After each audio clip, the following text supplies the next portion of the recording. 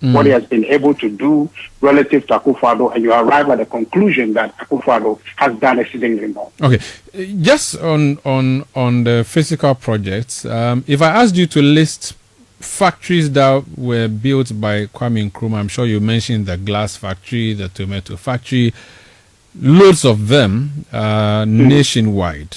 Your government promised to deliver one district, one factory, 261 or 2 district factories it should be. Can you name 5 factories that you have built in this country from scratch like Nkrumah did, like I listed, which would be comparable to what Kwame Nkrumah left, that you would say that pound for pound you have outperformed him? Well, I don't have any issues listing that to you, but Umaru, I think that we have gotten to a point where I think that you journalists will have to take some responsibility for these questions. You are asking me a question as if you don't know. If you don't know, we have built a performance tracker that has all of these things. So these questions are simplistic questions that I don't think that at your height you should be asking me. The point of the argument is that we have done so. If it is your contention that we have not built any factories, for which reason you want me to name you 5, you want proof, you should be able to verify that yourself. The issue, we've gone past that. That is elementary political conversation and gotcha type of moment. That's not the kind of journalism you should be doing. The point of what Napo was making is that... Don't worry, we had Napo, you've already explained. Yeah, but of course. No problem, Director of Communication. Yes. Elementary is to list 5 factories that Akufo-Addo has built. Which factories surpass any of the factories that we know Kwame Nkrumah left behind? You are saying that's elementary, and is it your contention? Yeah. And yet. No. Let me land with a question. But you do not think? I'm not allow you to land. No, if I don't land, you cannot take off because you take off on where I land. No, hold on, Director, respectfully. Respectfully. If you say that listing 5 factories is elementary, you do not think that listing 11,000 kilometers of road, that one is not elementary, right? But I haven't told you where they are. But you said you've done 11,000 roads. You've compared. You decided to do the thematic thing, and you decided that in education, Nkrumah did a localized or regionalized free SHS. Akufo-Addo has done a national one. You've also said that Nkrumah has built roads. Akufo-Addo has done better. So I was just trying, and you said hospitals. I was just helping you in terms of trade and industry. I have listed for you, Nkrumah has done so much. What has Akufo-Addo done? That's all I expected you to list. If you can list 5, to say that based on these 5, they outperform or surpass Polugo Tomato Factory, the Awaso Glass Factory, is it? Maybe even look at the Tema Oil Refinery, all of these. If you could just mention 5, I'll be very grateful, and my listeners will be happy to be educated. Otherwise, we can end the conversation and call it a night. No problem. I'll be able to list you, but the point I am trying to make so if you can list me, then please list them, please, so we can proceed. What is called Umaru? I have before me a long list of factories I can list for you. But I'm trying to say that let's not engage in this trivial journalism, because we have prepared for you a database of everything that we have achieved as a government. You should be able to leverage that and inform your listeners. Very well, no problem. That's fine. It's not going to solve the problem of what we have done. No problem. I have before me, I'm sitting in my office, I have a list of all the 1:1 factories before me. But I'm trying to let you know by way of informing your listeners that if you want to know this thing, which is what you marry. Answer na meka na pasem. Punchline pa. Answer na meka na pasem no. Ye nyina ye nkambom na campaign agree. Ye campaign no. For e kasetia edruboni ene drug abuse no nyina ye. Wona de ba kan ye nkandi wachi. Say no to drug abuse. Say no to drug abuse. More fire. Unim na pasem we buy. Dedi kan I mean, Chuajin embassy BB, so between the Baumia, Napo, Dr. Matthew Poku Prempek ticket. So, Obekaya in 2008, I have to abandon Akufo-Addo. estate say oye ni campaign but na ho akohia say obeyi ni running mate enumu na odi abrantie bi ebe kire yen ni din eye Dr. Mahmoud Bawumia and the presidential candidate NPP no eno de ne be kire yen say sa papa we wa bin wa ye juma Bank of Ghana da wa ye juma Zimbabwe da you see oye economic whiz kid you see oye economic guru wa bin inti no Nana Addo say because of his legal background no be here obi a owo sasu ehunu no ni expertise no no dey abebo na chi don wetimi odi president wetimi abu oman no fast forward or the sa papa na nantia babedu 2016 no di win election eno na yede timi date am dey sa asem we aba ne say mi bisa o se time one na Akufo-Addo e bon toa ese or the Bawumia eba at the running meeting tin yento abama no na or making emphasis on the expertise, the acumen and the skill set that Bawumia was bringing on board. Yeah. But have you realized right now no Bawumia in the choice of Napo as the running mate no unim say omu tumi jina bebia nkan kire yen adia potin ya Napo is bringing on board.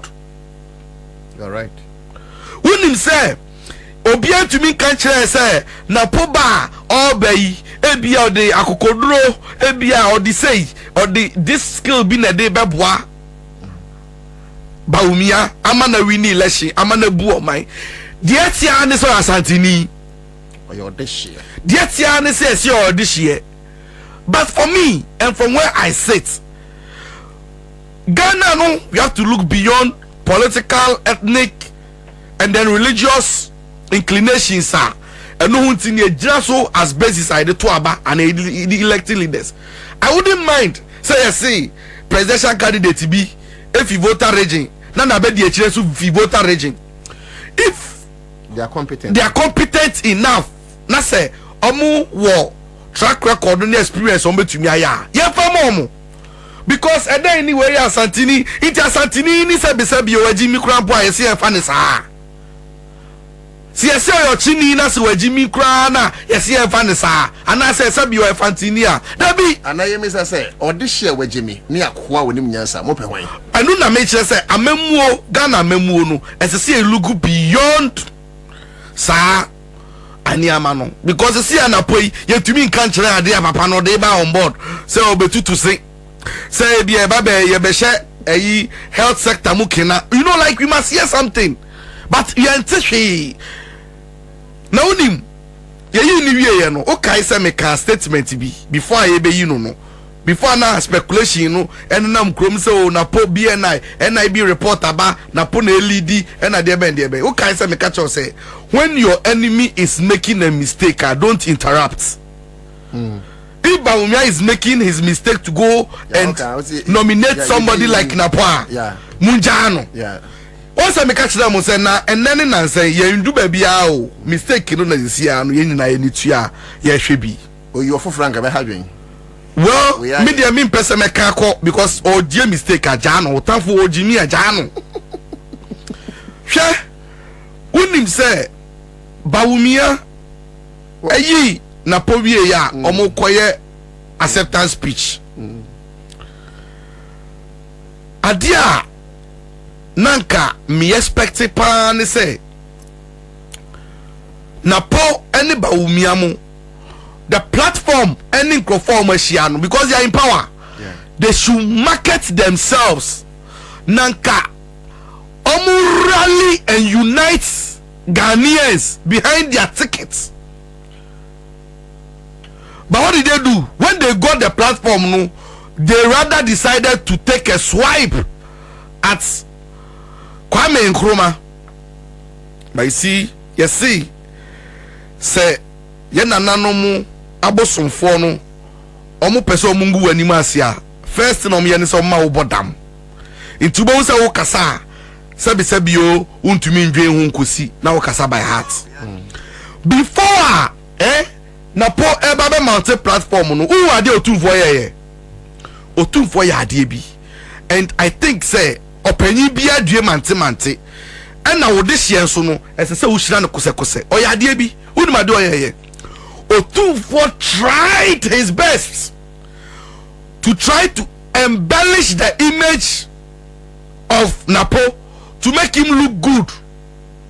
They say a person magana for who say Napo mo fa ne saa o be so tire so otumfo pese momone ehwamana say otumfo no pese o pese onye tire so Napo ne ye ni say nti no o kasa krakra no na say we momone but ehwam o decorate no na Napo no tio o sanso ka asem bi na otumfo ka asem bi obu be kese bi o say ma ye fa to so ma ne nye ho o ka kosi so say Napo yesi wo mu ade we di aye ho yesi wo ye arrogant yesi wo ye dwe yesi wo fa nipa anya hwe nkofo na eka o but me too for say momunka na mema no enye ho Napo oye wolf oye sebo me say wo tutu ne sefi na nu mu kra it will not change his nature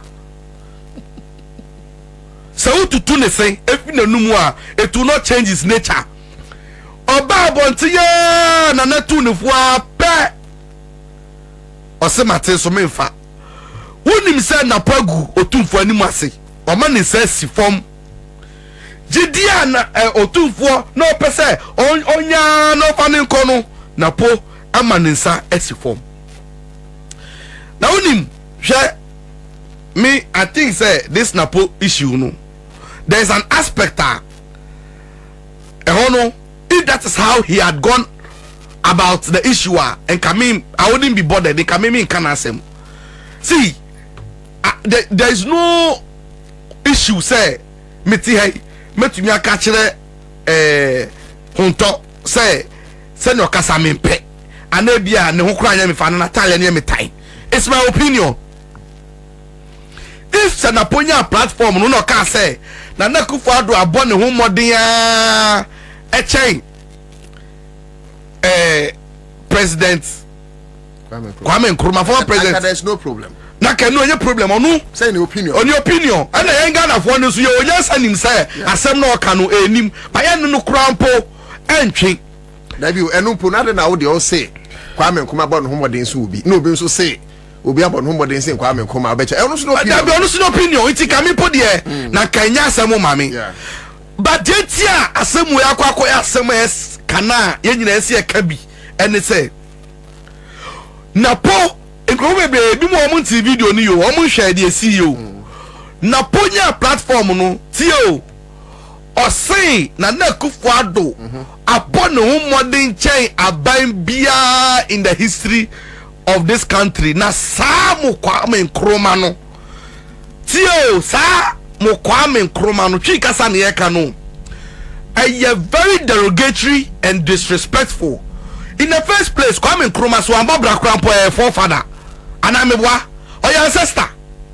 Yeah, or your ancestor. Or your ancestor. Like your koshwe insanguni e de bompa ye shira ye nanano mo maba asasi so a Kwame Nkrumah wadi mutinti man enti se unapo even pono se wo so wasemika utumi fa wo sabankum enkyere se saa mo Kwame Nkrumah no senka onu otiase a onu wo nana na age mate enti saa asem no utumi akwanyin nana kura utumi pono ni nkasa saa Nkrumah will be around 120 years enti no anu ya one then Napo episode kyere se former president Osachifu Dr. Kwame Nkrumah nothing. That is how he describes Nkrumah.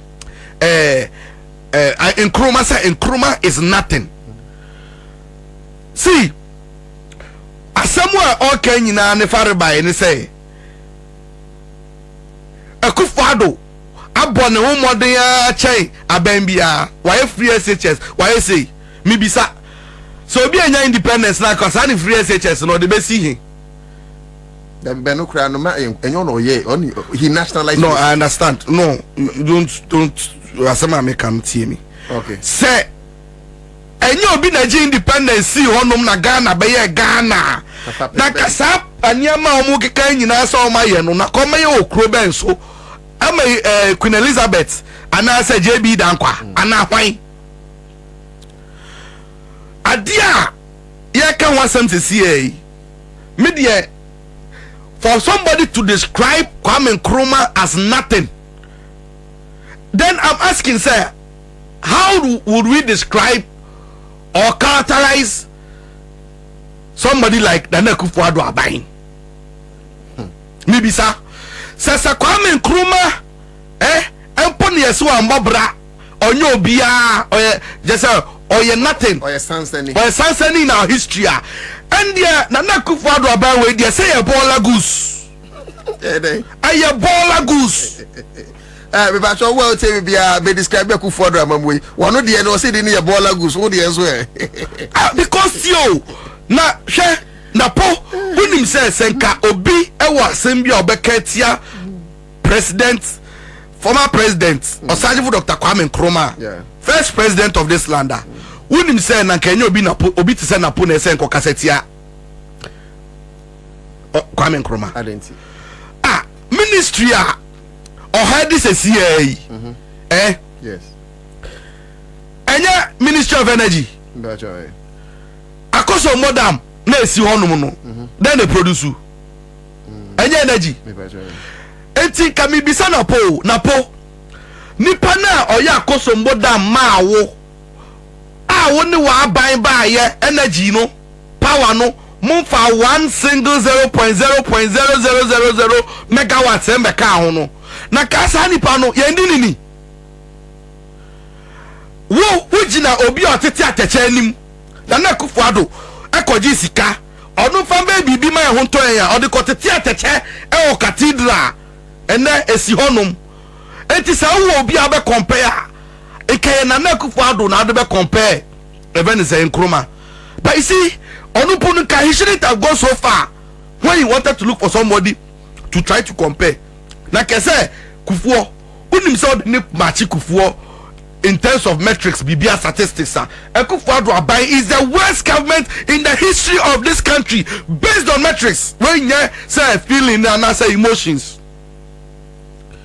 and na yete ha and na wo obegina onu mu a bibisa na po say in the history of this country what to say ya debt exchange program be Emma every day enkokrafo already more than 60 years Ministry of Finance they be match say from sika mom what be that what be na bakosam say Chief Justice our serve the state including other pensioners they be kita placard age Ministry of Finance demonstration na and this is the guy wababejina onu mu a wo mu didi Kwame Nkrumah din ho. And you know why I get angry with this NPP and then this Dankwa Buzia guys do you know sir I've traveled with some of them. Do you know sir omutu kwaya Kwame Nkrumah di hu na omude kasa like seriously odi Ghana ni bia ni wono mu otu kwai outside no Kwame Nkrumah ni Kwame Nkrumah odi JB Dankwa picture kira ye nimu no Kwame Nkrumah Samuel odi Akufo-Addo di ekọ no ma ye nimu no omabusiafo no mpesa omfa share kowa no bia mbobra compared to Kwame Nkrumah no omabusiafo no obia mbobra see even ponisia see e kwa asem ni mu pa na ehwehwemu yi a say na papa obia a compare no a na say nya bra papa na ye compare with her say Akufo-Addo papa so be di president yeah ne papa so former president ono so former president and then nobody dis so ya de chen no and so ya de put say no na Kwame Nkrumah dan the baby wan ka bia hjem ti enye se ne party bi ta time mo enye se o aban mu oni baby anti na esi dan na ni din ba nkomo ni mu in the first place so Kwame Nkrumah no na hu ntoka se eyo tan e fira koma mu enye otan otan no wo ho ba mbe kire wasem foforo wan hu se so we asemu ase now you two no bebre especially na so our classroom na so person who overrate you more than all your classmates are you had a simple question to anymore instead of focusing on the question you want to show say unim che obi no akwa deviating or rashiating unim say na po you know what he was trying to do the psychology behind Adiana no any say or per se on catch Ghana for say Mahama nyom level Mahama di onye obi Inti no so pobi ene na sia kind na comparison na. Odi ne ho kwa akototo Kwame Nkrumah ho. E ho na omo level wo. Na by time we mu fi mu say mu aban abobra che obi. See me eya de me bufu kra ne say nipa di bone na onu ne ho no person kire so onyansa chen wo. Na po ubejira na we hype man. Ube hero worshiping na wo ye dede Akufo-Addo Akufo-Addo bra obonyina wo yam ne wo. Akufo-Addo bra wa bona wo man fans nyina wo yam ne wo because of their show koto or their show yefu mu ma e na ho ato na wadidi amen e na wa ye pampe na ona mo ho. But senkanye sa e dey pa na Akufo-Addo ayama ye wo Ghana ase ye no hunti no. O person fa ne toto obi to say an icon like Kwame Nkrumah. See, Kwame Nkrumah is an icon, international icon, and we must protect him from calls like Napo and his cohorts. Man, say anything. Debbie, unim, the me yakran say, Omutu Koya, no muko babia, yes, you Kwame Nkrumah, no more Jeho fans, Omuko Kwame Nkrumah. Nakao Napo, see, I didn't hear me say, Napo, you are now even aspiring to become a vice presidential candidate, and I'm a and then eventually, if you're lucky, which will never happen, say about vice president. What Kwame Nkrumah na who did not tell me na umbuno. But what the president ni bi? Affairs a wo be ko honum. And na wo do sa nifa point kire ne say sa nipa no. Me de bia show you so me can say me kire say. Enya Kwame Nkrumah ka oguso yakoa. Asema de bia me ka kire etievo ne say. Me by my nature eya me mpempanifo ehun kasabasa ne atendidi unim de ntia because one ni panyin na wo di na tamu no ni age mpo a wo no ye hira wo ni bia wo bo ho pai so obedu e bra wa bo no empai ba wo bo se na me sun hira obi ndu wo Kwame Nkrumah level a wadu abrabo mu ni bebi odu ye ne de oye ma Ghana no nkanapo wo person ka wo me president se onu bi no na ka fa se begum nche ne se saa mo Kwame Nkrumah no unim sa se mo nya nkanfu anu na po egafe ye